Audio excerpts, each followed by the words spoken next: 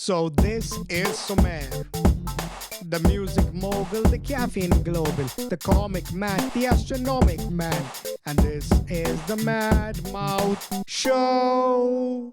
Well. Welcome back, all you Chelsea chuckers.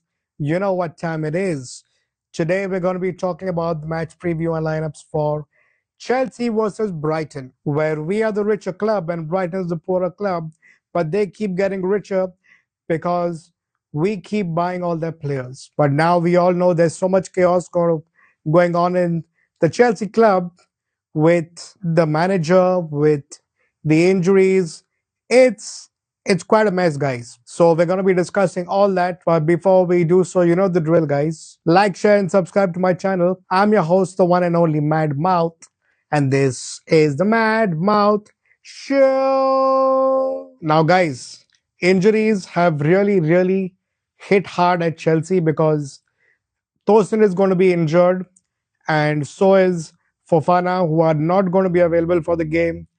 And our hero, the star boy, Cole Palmer, he is also out with injuries. And of course, Romeo Lavia and Badeshile could be on the bench, but I don't think they're going to be fit to play.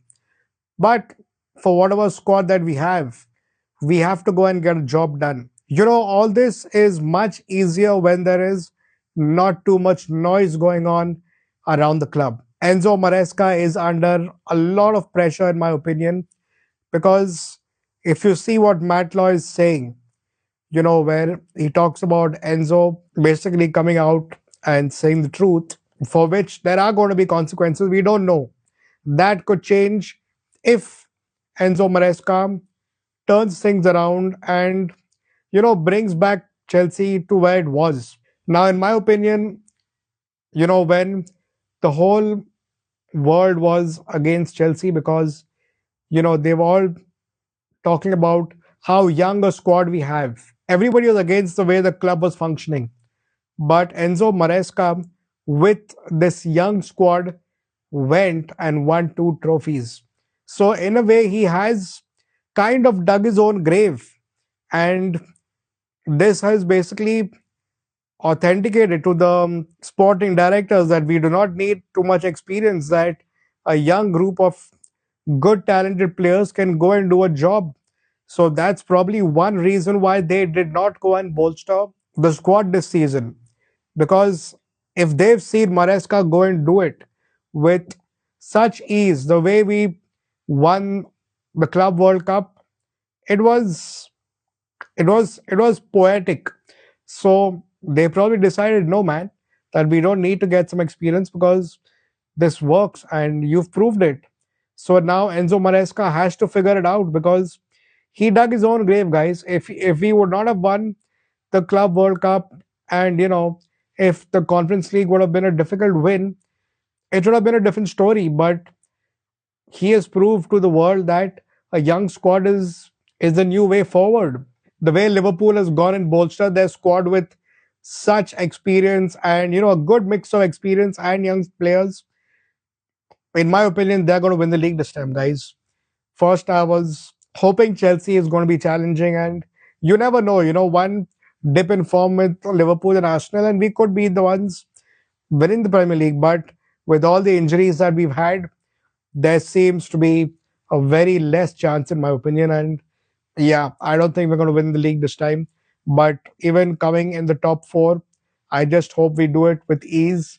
And a domestic trophy should be good enough for this season, especially after the transfer window, which, in my opinion, was not the best.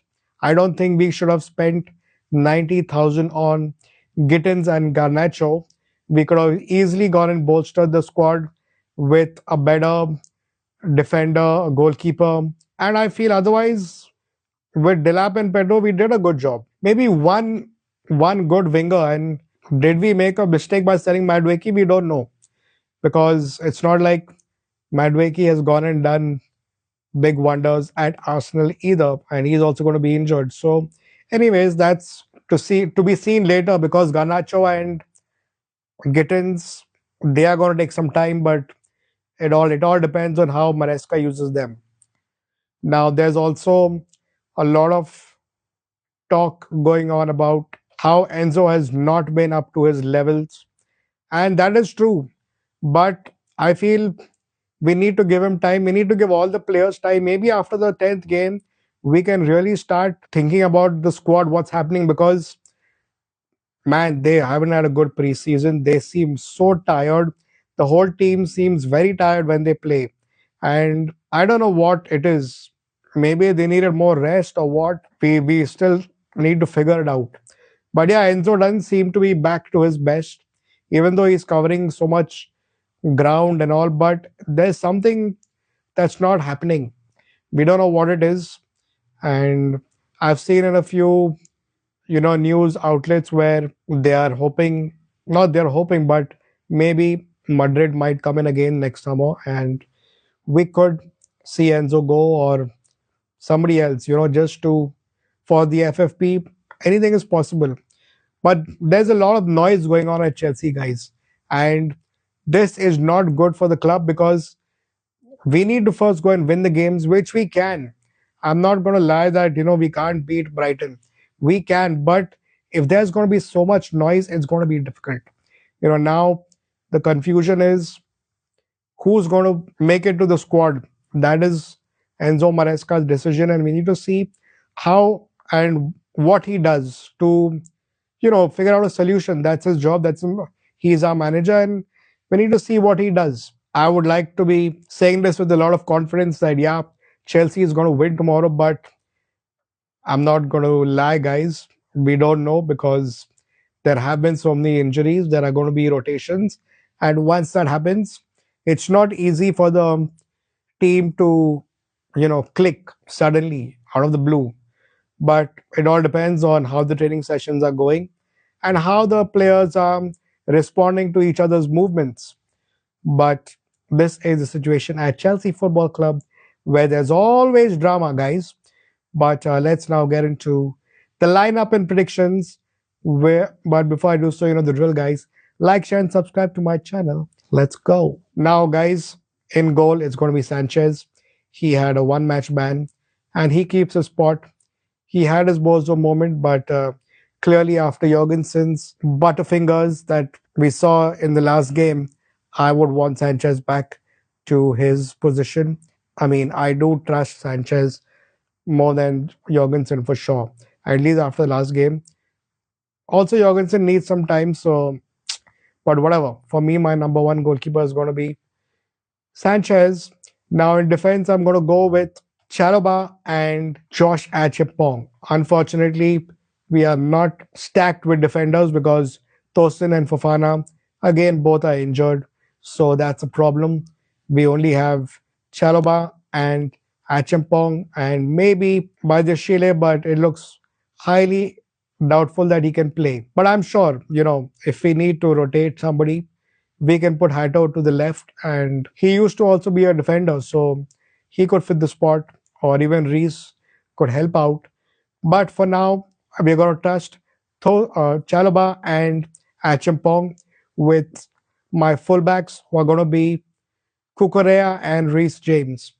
Now, this is going to be my defense line for me. And let's get into the midfield, which is going to be Enzo and Caicedo. I don't think Maresca is going to bench Enzo because he clearly sees Enzo as a very important player. And even though Enzo is having his ups and downs, there is a lot that Enzo does offer, his leadership, his presence in the box. And yeah, maybe he's not match fit yet, but he's going to get there, guys. He is a presence on the field, and we need Enzo and Caicedo to be in the midfield. Caicedo again has had rest, so he's going to be back and ready to go. With of course Santos, who will come on in the middle, whenever need be. Now in attack, this is where we need to figure out what Maresca could be doing.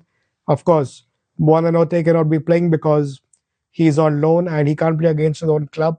So he's not going to be my number 10. But I feel maybe Garnacho to my left with Joao Pedro as my number 10 and Estevao as my right winger and Tyreek George as my number 9. I would actually put Mark Gue, but looks like, actually what, I'm going to not put Garnacho as my left winger.